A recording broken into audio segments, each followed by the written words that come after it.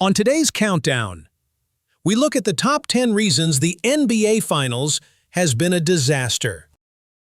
They didn't build up this NBA Finals the way that they should, the way that they would if it were big market teams.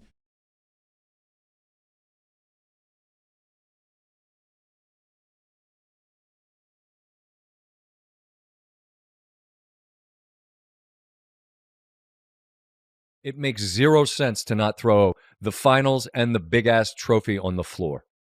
I don't know what deals were made to get your signage on the floor for, say, YouTube. And I get that things are virtually done these days, like on the boards in hockey and behind the plate in baseball. But get the decals and put them on the floor. This is the finals.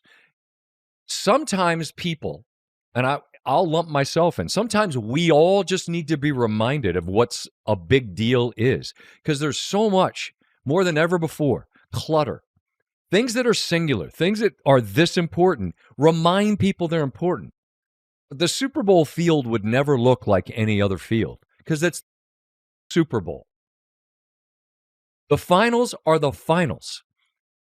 How complicated could it be to make them in time for this game 3, game 4, slap them on the court, remind people, so that forevermore, when we see video of this, that you know what it is. When people take lots of shots at media in general, and I feel like we were the bullseye more than anybody. I don't know whose call it is. I don't think it's ours to say what's on the floor. Like, we're not in charge of that. There's too many smart people in the NBA to not just recognize this is an easy fix.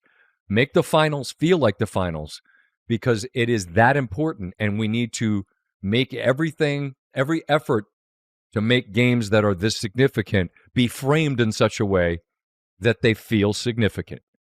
Okay, I'm with you. You need more from Halliburton. I'm very careful of my Halliburton criticism because for the ones that have done it, he doesn't make them look very good. He doesn't. I know, but I live in the world, Perk. I can see what people say. Halliburton has answered the bell. That's what I'm saying. But he's not having a good half. Now let's meet tonight's starting lineups. First for the visiting Seattle Supersonics.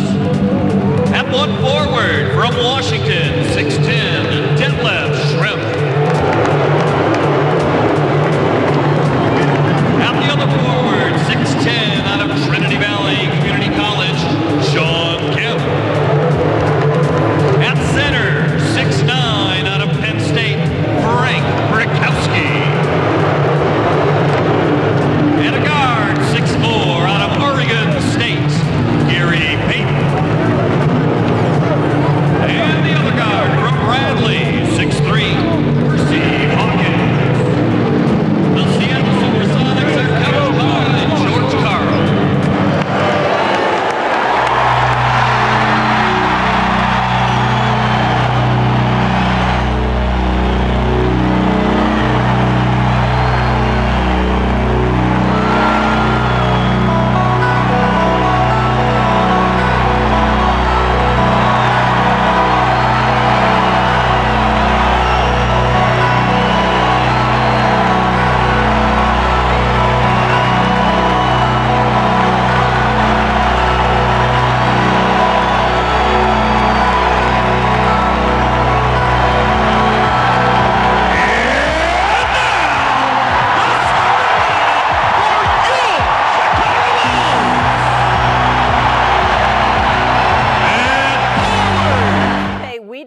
If the Memphis Grizzlies should consider trading their franchise player Ja Morant. Well, shortly after the show, Ja hopped on social media and said this, talking about the Grizz more than the finals with these sources, and then followed up saying, instead of focusing on the performances we've seen from J-Dub, Shea, TJ Siakam, how this series is going, we say negative about a city team on a national level.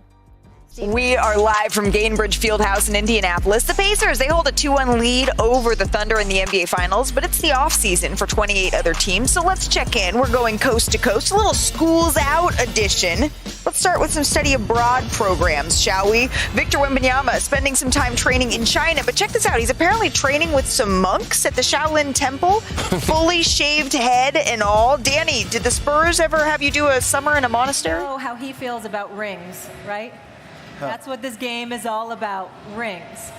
Well, Gilbert Arenas had some issues with some comments you made, but this all started. Who doesn't have issues with me? Because LeBron also had some issues as well. On his Mind the Game podcast, they were discussing ring culture and how the stakes are very different, Stephen A., for NBA players versus NFL players. Let's take a listen. The NBA world still locked in on Kevin Durant's next move, and our Shams reporting that the Suns and Durant's camp, they're actively sorting through the options. 5 teams clearly in the mix: Houston, San Antonio, Miami, the Timberwolves, and the New York Knicks. The problem is, on a national level, their primary broadcast partner is absolutely dreadful when it comes to covering their most important league.